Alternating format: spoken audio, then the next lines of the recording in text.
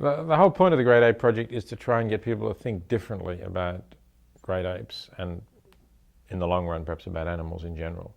If we'd simply said great apes are being cruelly treated and we should be less cruel, we would not have got people to think about the basic question of, well, what is their moral status? Why is it that though they have all these remarkable characteristics and qualities and actually surpass, 2-year-old children in many respects, certainly surpass many humans with serious intellectual disabilities, why is it that they're still property?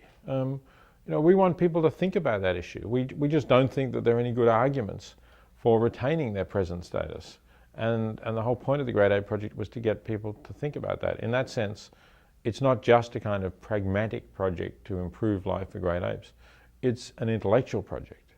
The Great Ape Project certainly does not accept that beings like great apes can just be property, can just be owned.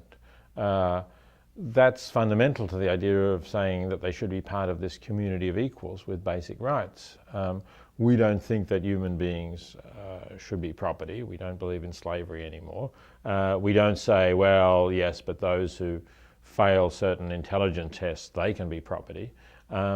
So there's no justification for saying that the great apes should be property either. At the moment we have this really, when you think about it, quite absurd dichotomy between human beings who are persons and everything else, all other animals, all other sentient beings, including the great apes, that are just things really at law. They can be owned, they can be disposed of, they're just property.